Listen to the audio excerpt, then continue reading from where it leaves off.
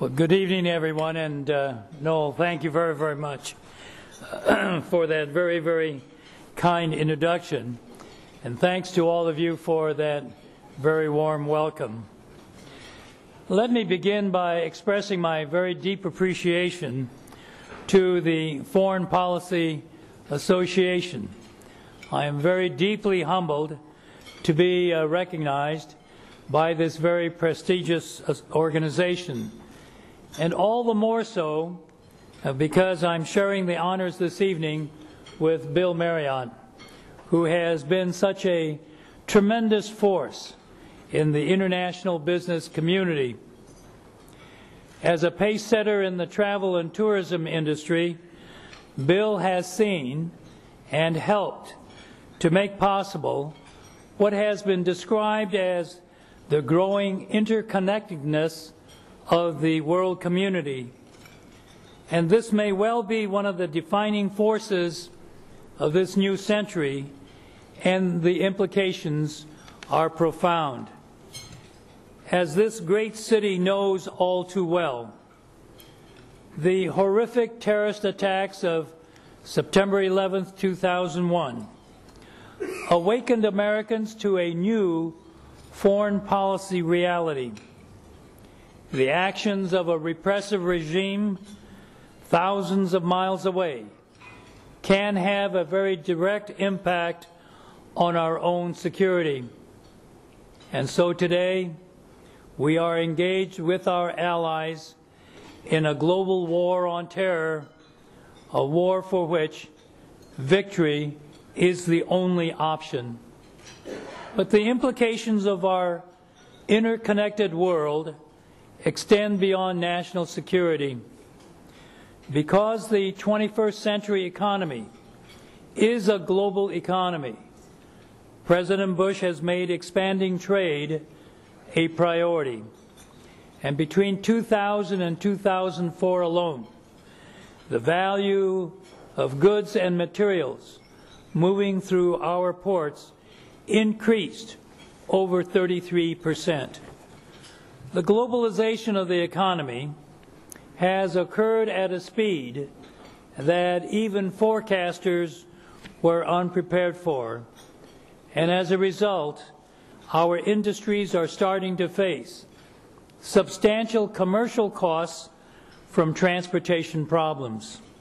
And it's not just a question to the ports themselves, but what happens beyond the gates, on congested highways and the freight railroads already stretched to capacity. So a principal challenge in the years ahead will be making sure that our transportation infrastructure can move products and people more efficiently in our growing economy. And this challenge is in no way unique to the United States alone. And as I travel and meet with my counterparts around the world, I find a growing recognition that commerce, domestically and internationally, depends on having a safe, reliable, and efficient transportation system. The Bush administration takes an active role in facilitating development of the world's transportation network through, for example, liberalization of transportation markets, using open skies and other agreements, and through our support for global road safety initiatives. And here at home, we are determined that transportation not become the choke point for our own economic activities. So this last month, I launched a new major initiative to confront congestion.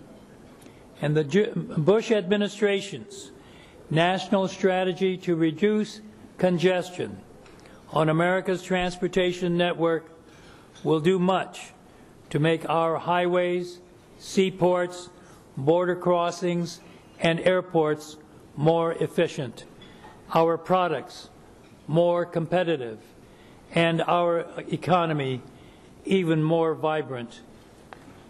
My service as both the Secretary of Commerce under President Clinton and now as Secretary of Transportation under President Bush gives me a somewhat unique perspective.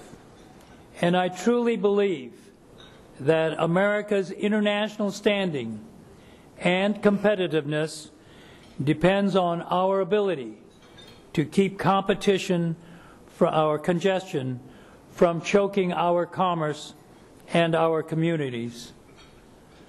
So I am honored to accept this medal from the Foreign Policy Association and heartened to be among foreign policy leaders who understand that transportation today is not only the backbone of the United States economy, but that it is also the backbone that supports an increasingly interconnected world. Again, thank you very, very much for this honor that's been accorded to me and for the pleasure to be able to be with Bill Marriott this evening. Travel safely. May God bless each and every one of you, and may God continue to bless the United States of America. Thank you very much. Again, thank you very much. Appreciate it.